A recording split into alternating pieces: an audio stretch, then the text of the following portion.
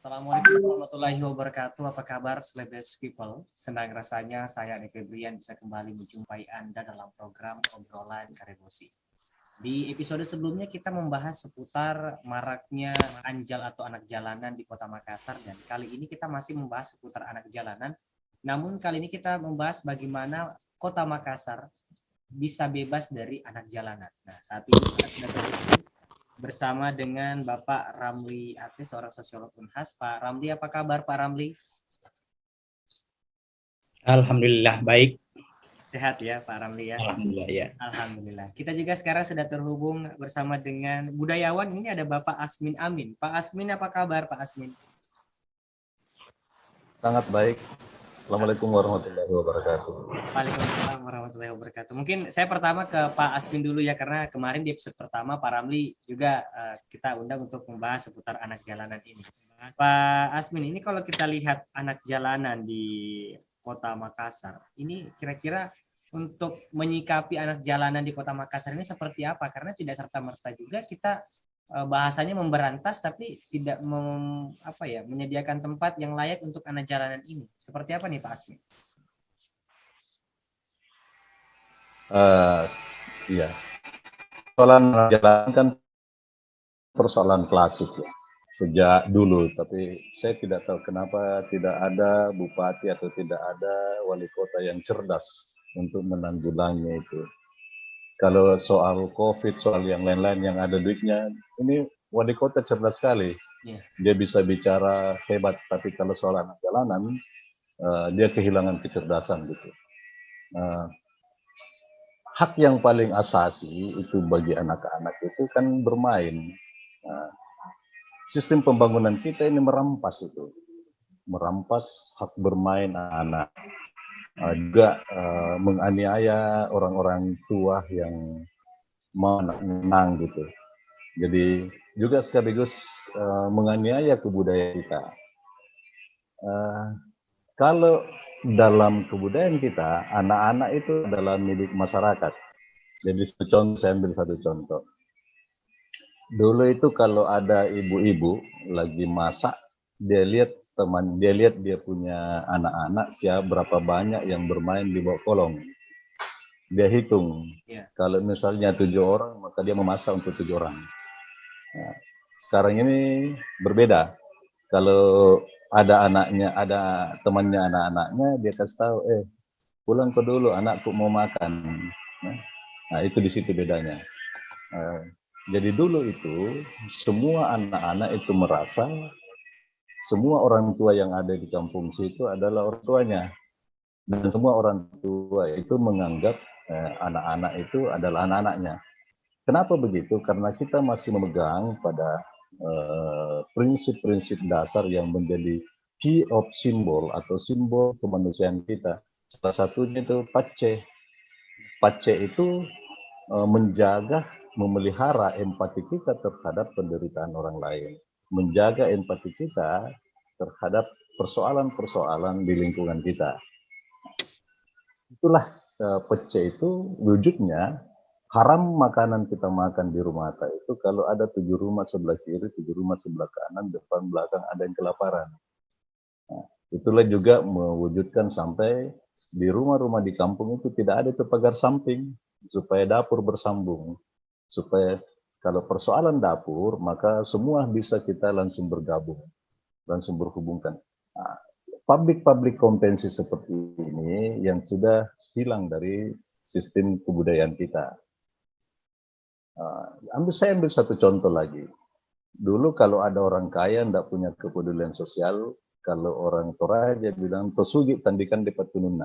Walaupun dia kaya, dia tersisi, dia ada sanksi sosial yang menghantam dia. Kalau orang Bugis, orang Makassar disebut patirokanja, malah dianggap kekayaannya itu didapatkan dari bersekutu dengan setan. Dengan cara yang tidak baik begitu ya Pak Asmin ya. Tapi ini yang saya maksud, nilai-nilai seperti ini yang saya sebut sebagai public kompetensi ini yang tidak terpelihara.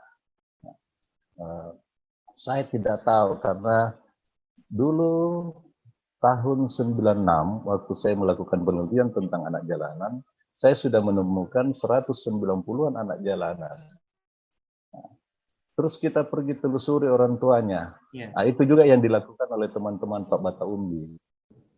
Itu juga dengan modal semangat, dengan modal pengabdian yang kita anggap begitu. Itu juga sama dengan yang tokohnya itu Sele KSKD, KS Dalle, yang sekarang anggota Dewan. Dan berdasarkan itu kami membuat lembaga perlindungan anak. Lembaga perlindungan anak di Makassar inilah lembaga perlindungan pertama yang ada di Indonesia. Dan setelah kita lihat, memang hanya orang yang senang hatinya, orang yang bahagia, orang tentram hatinya yang bisa bermain sama anak-anak. Kalau lagi susah-susah, hatinya itu susah.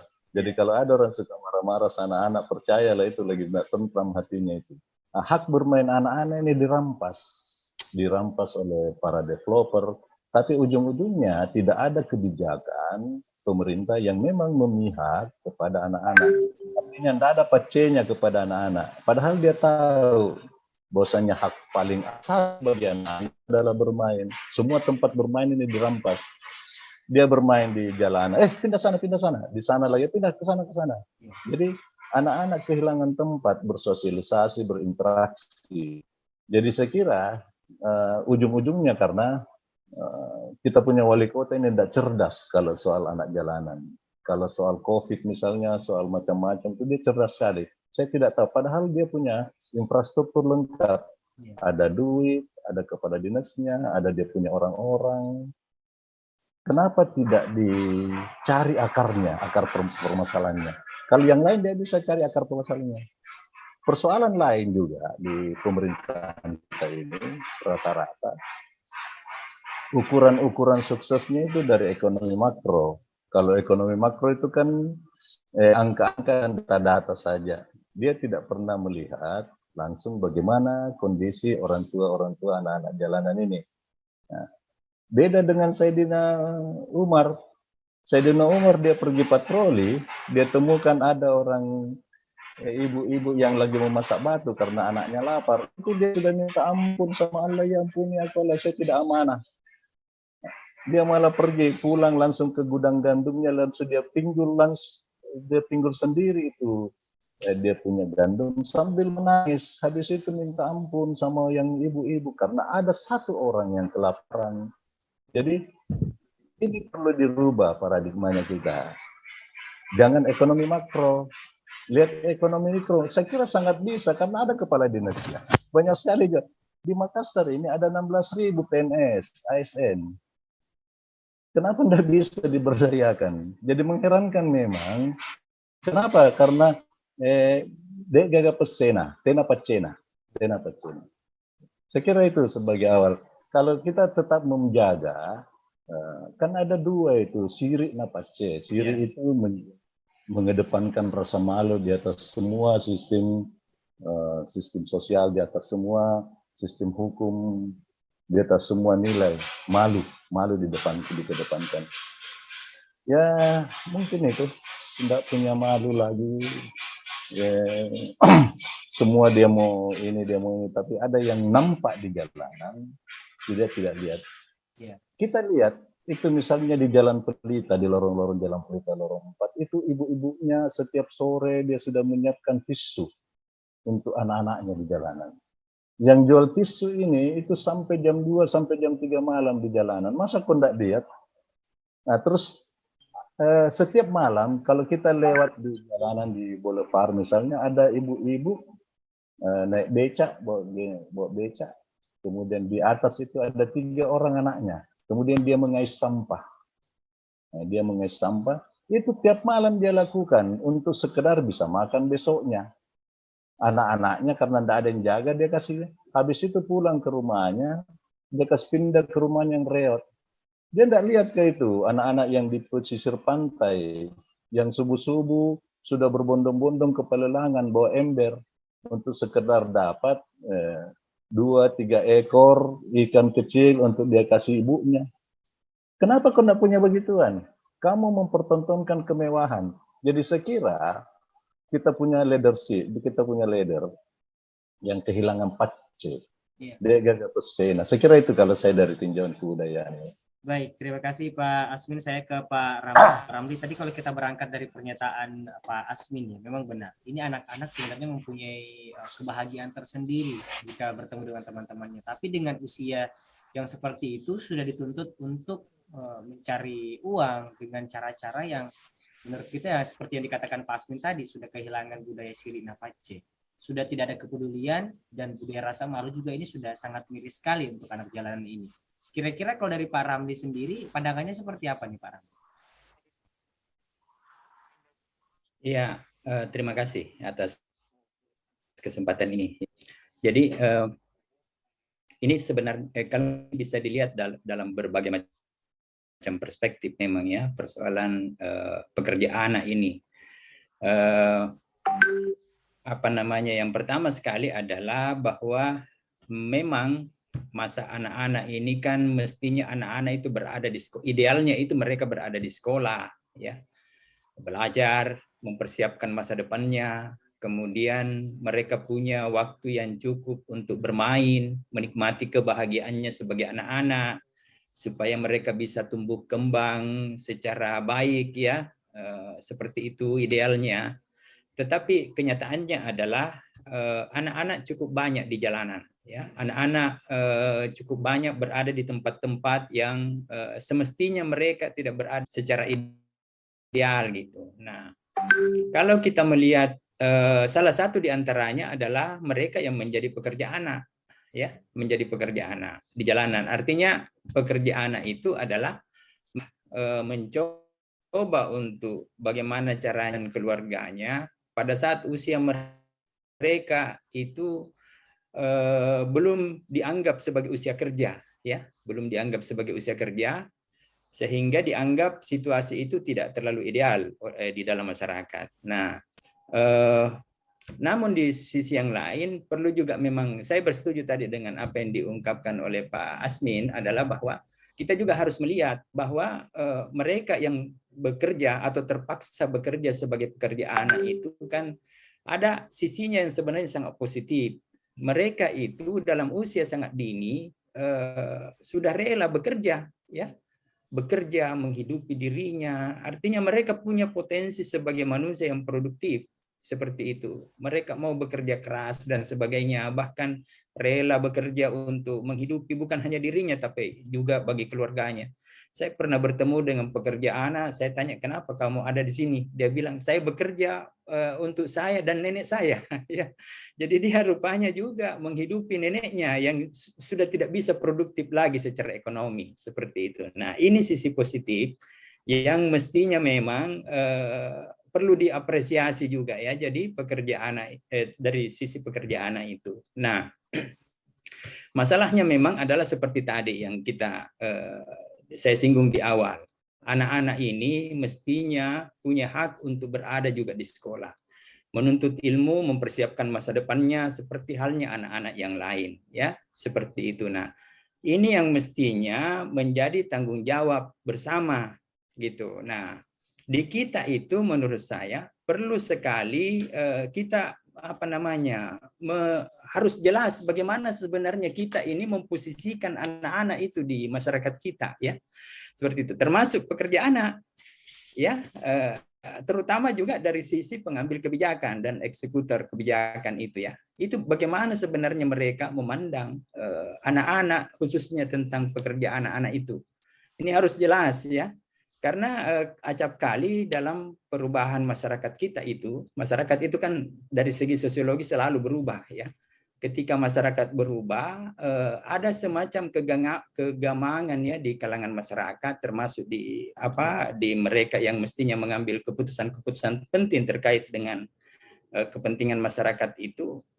Bagaimana melihat fenomena seperti ini, ya, gitu. Ketika masyarakat kita sudah berubah, masyarakat seperti lamban, ya, di dalam membangun cara-cara baru mereka untuk menghadapi situasi seperti itu, ya.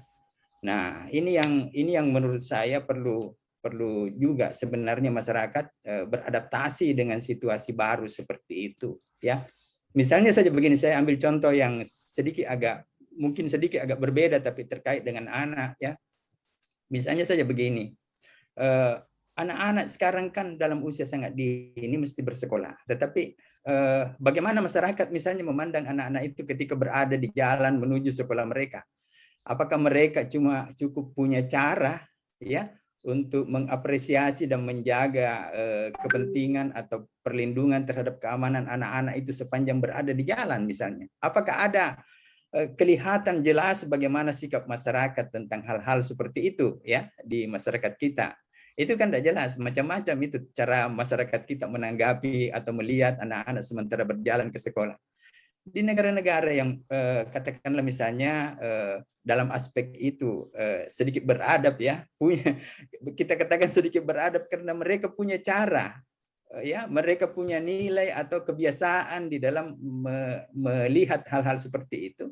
Kalau mereka bertemu anak di jalan itu, mereka menunjukkan perhatian yang lebih, mereka menunjukkan perlindungan dan sebagainya, sehingga anak-anak itu merasa aman berada di mana saja gitu. Karena masyarakat tahu apa yang mereka harus lakukan, bagaimana mereka memperlakukan anak-anak yang berada di ruang-ruang publik seperti itu gitu. Mereka mengambil peran untuk hal-hal seperti itu.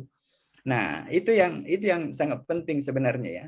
Termasuk dalam hal ini ketika misalnya dalam konteks kita, ya konteks kita itu kan yang banyak sekali kita temukan anak-anak bekerja, ya bukan hanya bekerja sebenarnya, anak-anak terlantar yang berada di jalan. Itu bagaimana mestinya masyarakat kita bersikap tentang itu.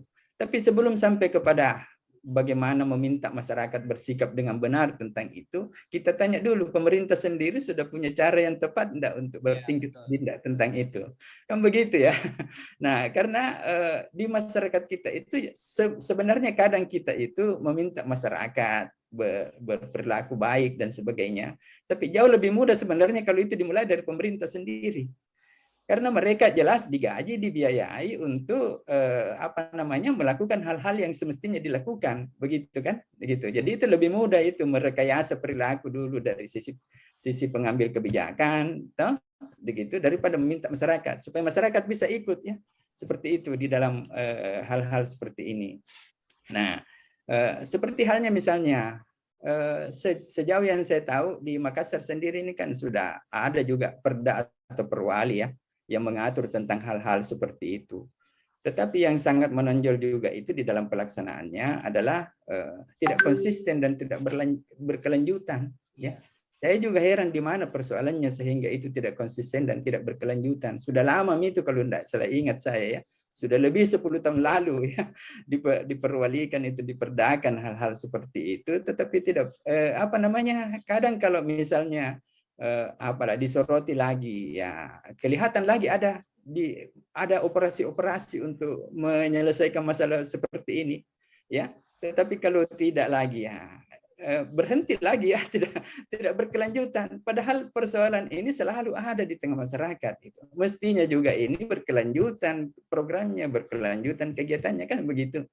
Jadi kalau dia terputus seperti kita mengulang lagi dari awal masalah. Jadi masalah yang sebenarnya ya tidak konsisten seperti itu. Tidak konsisten dan tidak berkelanjutan. Jadi kan kadang-kadang itu sudah ada langkah yang pernah dilakukan atau kegiatan yang dilakukan untuk menangani masalah-masalah begitu.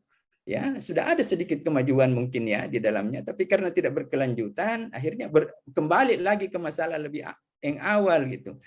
Jadi kan kalau begini justru sebenarnya kalau menurut saya memboroskan anggaran gitu ya. Malah cenderung memboroskan karena kita tidak berkelanjutan sehingga kadang-kadang masalah itu kembali lagi ke awal sehingga kita harus mulai lagi perencanaan itu di awal lagi kan untuk menangani persoalan-persoalan seperti ini.